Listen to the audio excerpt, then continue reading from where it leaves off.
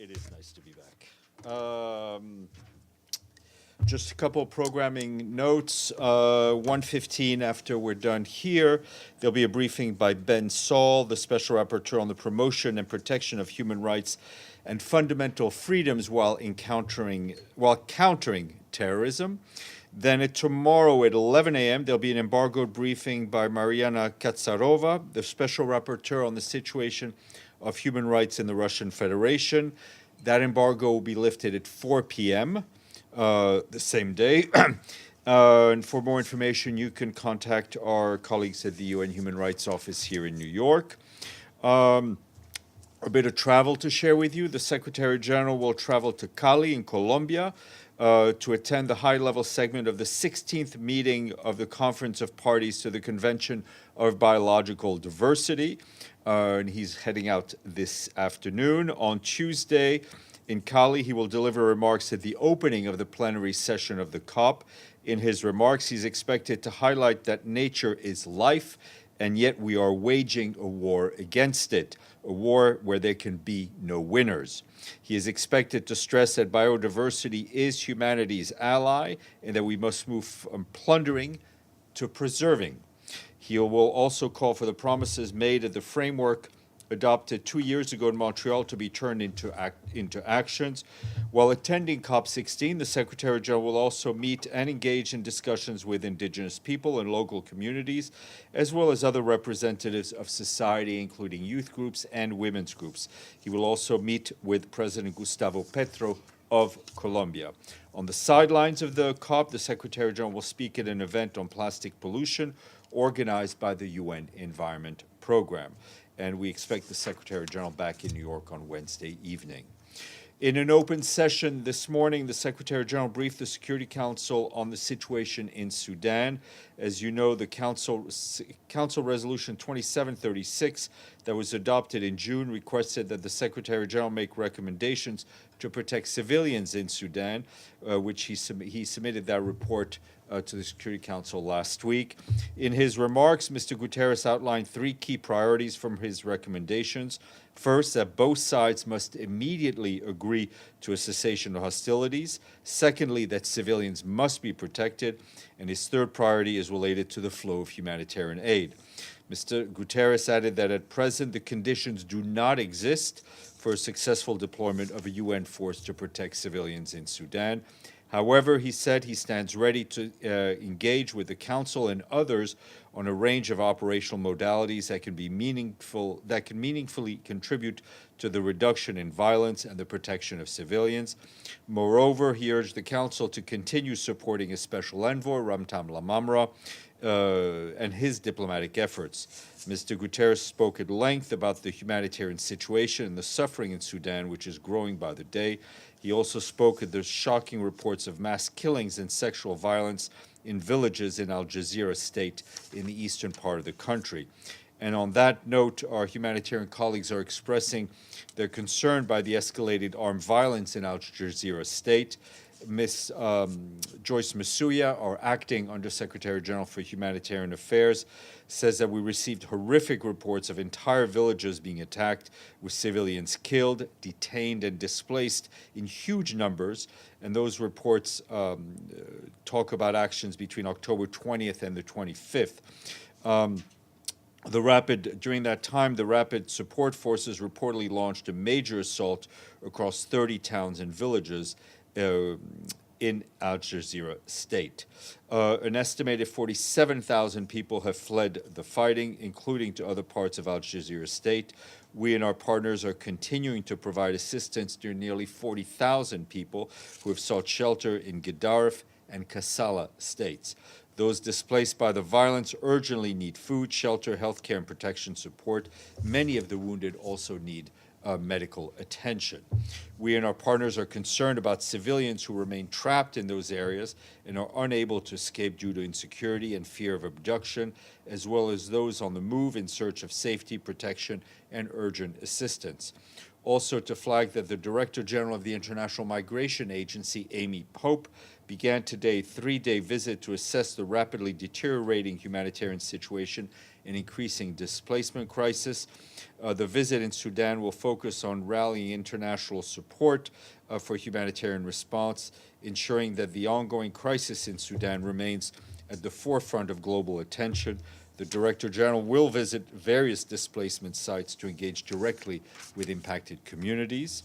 And just to go back to Council, as you know, at 3 p.m. this afternoon, the Security Council will reconvene in an open session on the Middle East following a letter received by the Permanent Mission of the Islamic Republic of Iran. Following the attacks on Friday night by the Israeli Defense Forces on targets in Iran, the Secretary General expressed his deep alarm at the continued escalation in the Middle East. All acts of escalation are condemnable, he said, and must stop. The Secretary General urgently reiterates his appeal to all parties to cease all military actions, including Gaza and Lebanon, and exert maximum efforts to prevent an all-out regional war and return to the path of diplomacy. And I believe our colleague, Assistant Secretary General for Political Affairs, Mr. Chiari, will brief the Council at 3 p.m. Our Deputy Secretary General arrived in Manila in the Philippines today, where she participated in the International Conference on Women, Peace and Security, where she highlighted the importance of women's full, equal, and meaningful participation in peace processes. She held meetings with Enrique Manolo, the Secretary of Foreign Affairs of the Philippines, and other officials. The Deputy Secretary General will proceed to Doha tomorrow to participate in the 30th anniversary of the International Year of Family Conference on Family and Contemporary Megatrends. She will deliver a lecture at the Qatar Foundation on the theme Towards the Second World Social Development Summit, reinforcing global efforts to achieve the 2030 Agenda. While there, she will meet with Her Highness Sheikh Moza bin Nasser and senior government officials to advance cooperation between the State of Qatar and the United Nations. She will return to New York on November 1st. Moving on to Lebanon and Israel in the context of high regional tensions, hostilities between Hezbollah and the Israeli Defense Forces are continued over the weekend, leading to several fatalities. The Israel Defense Forces continued airstrikes across Lebanon, including entire Sidon and the Bekaa and the area of Bekaa and Beirut, while Hezbollah continued to target IDF troops in southern Lebanon, as well as attacking targets near Haifa and Tel Aviv. Again, we underline the urgency for an immediate ceasefire and finding a diplomatic solution to the current conflict. Exchange of fire continues to endanger UNIFIL troops on the ground. Saturday morning, a UNIFIL position near Markaba in Sector East was damaged by indirect fire. We reiterate that all actors must ensure the safety and security of all UN personnel and peacekeepers. We remind all on the ground of their obligations under international law to respect and protect civilians and civilian infrastructure. On the humanitarian end, as tensions run high on both sides of the blue line, in Israel and in Lebanon, civilians on both sides must be protected. In Lebanon, our humanitarian colleagues are warning that the security situation is impacting our capacity to support the ongoing response. For instance, the UN Population Fund says that while it continues to provide support, several of their projects that they are supporting, their facilities have been closed due to the deteriorating security situation, including 6 primary healthcare centers, 1 mobile unit, and 5 safe spaces that were created for women and girls. Despite these challenges, we and our partners are continuing to do whatever we can to support the response. UNICEF, in close coordination with the Ministry of Public Health, supported the activation of mobile medical units to provide health services to displaced people in shelters, communities, and displacement hotspots. The medical support included checkups, immediate special medical assistance, and immunization services. Since September 23rd, more than 25,000 people have been supported by these mobile health teams. For its part, the World Food Program has provided food and cash assistance to more than 400,000 people in shelters and affected communities. That was as of October 25th. And our humanitarian colleagues are telling us that hostilities and displacement orders continue to impact civilians across Lebanon. According to Lebanese authorities, for the second time in 5 days, residents of Tyre in the south of the country were urged to evacuate by Israeli forces ahead of airstrikes. Health workers are heavily impacted by the current crisis, and local authorities report that yesterday 4 paramedics were killed in airstrikes on a relief center in Anbal town near Tyre in the south of the country. Moving to Gaza, our colleagues from the Office of the Coordination of Humanitarian Affairs warn that people in North Gaza are in desperate need of life-saving assistance. OCHA says that Israeli authorities denied additional requests over the weekend to bring in food and fuel for water facilities in the Jabalia area. The WHO warns that people in northern Gaza are being deprived of life-saving care amid intensive military operations unfolding around and within healthcare facilities, as well as severely limiting access and critical shortages of medical supplies. The agency's Director General, Dr. Tedros, said on Saturday the health ministry had informed the World Health Organization that the siege of Kamal Adwan Hospital had ended after 44 male staff members were detained. Only 1 female staff and 1 male doctor in the hospital and the hospital director were left to care for nearly 200 patients in desperate need of help. WHO stresses that hospitals must be shielded from conflict at all times. Our humanitarian colleagues also report the number of people displaced from North Gaza Governorate into Gaza City this month now estimated to be at more than 70,000, with very few families crossing south of Wadi Gaza. Humanitarian partners are doing everything they can to respond to the people's needs in that area, particularly for those who are newly displaced, but warn that ongoing impediments are making it impossible for aid organizations to operate at anywhere near the scale that this crisis demands. In southern Gaza yesterday, an OCHA team supported by the UN Mine Action Service visited an area of Khan Yunis where Israeli military operations on Saturday reportedly killed more than 36 people and injured scores of others, including women and children. Many families were displaced during the operation but returned afterwards, having failed to find another shelter. The team said people in the area urgently need tents, tarpaulins to cover damaged shelters, hot meals, clean water, baby milk, and diapers. You will have seen that over the weekend, the Secretary General issued a statement in which he said the plight of the Palestinian civilians trapped in North Gaza is unbearable. He warned that the widespread devastation and deprivation resulting from the Israeli operations in North Gaza are making conditions of life untenable for Palestinian populations there. This conflict continues to be waged with little regard for international humanitarian law, he said. And also over the weekend, Joyce Masuya, the acting Undersecretary General for Humanitarian Affairs, also issued a statement on North Gaza, saying hundreds of Palestinians there have reportedly been killed and many thousands forced to flee again. She underscored that such blatant disregard for basic humanity and the laws of war must stop. Turning to Ukraine, our humanitarian colleagues tell us that over the weekend, attacks were reported in the regions of Donetsk, Kharkiv, and Kherson. Local authorities also reported civilian casualties, including among children, and damage to civilian infrastructure. Humanitarian organizations quickly mobilized after the strikes to provide emergency aid, including hot meals, psychological and legal support, and assistance for repairs. A couple of other notes, so please bear with me. Turning to the Philippines, following the passage of Tropical Storm Trami, we and our NGO partners are supporting assessments of damage and needs, but also closely coordinated with the government of the Philippines in their response. Communities impacted by the storm need food, water, shelter, and medical support, among other things. Roads also need to be repaired so access can be had. The national government of the Philippines has requested international support due to the challenges in accessing flood-impacted areas. More than 6.7 million people were impacted and more than 980,000 people have been displaced. That's what national authorities are telling us. Adding to these difficulties, another tropical storm called Kongray is forecasted to travel towards Batanes in the northern island of Luzon. And our peacekeepers in Abyei are telling us that efforts to support flood response in the region are ongoing.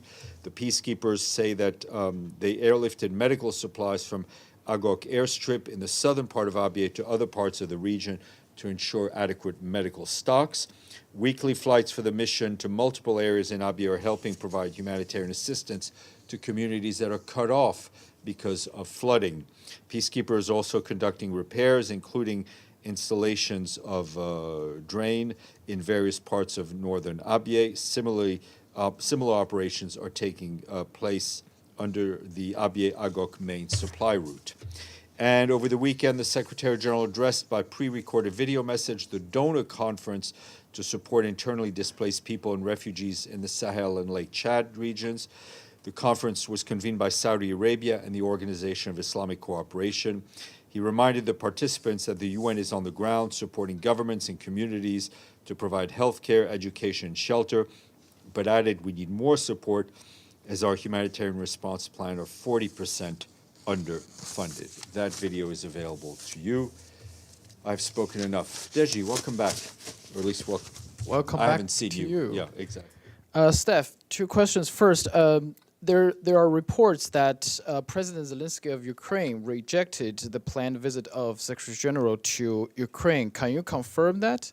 What I can tell you is that discussions were underway for visits by the Secretary to Ukraine, and we continue to be in touch with Ukrainian authorities. Do you have a previous date, let's say previous schedule? No. Or, because if he rejected it, that means, you know, there's there was no...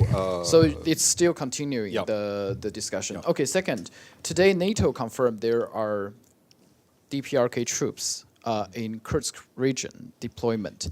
How would the UN see this? Would this be like participation in the conflict? And is it against the Security Council resolution? Look, we don't have confirmation of those statements. Obviously, we want to see a situation where the conflict ends, right? Where we see, as the Secretary General said, I think very clearly when he was in the Russian Federation, a peace in line with international law, in line with the General Assembly resolutions, right? So that's our aim. Obviously, whether or not it's a violation, that'll be up for the Security Council to decide. I'm a little bit curious because the rumors of the DPRK troops deployment actually has been there for quite some time. Even during the meeting between Secretary General and President Putin, has he raised this issue with President Putin? I don't think he raised specifically the issue of troops from the DPRK, but I think his readout of the meeting was very clear. Okay, I might have some other questions next round. Okay, Volodymyr.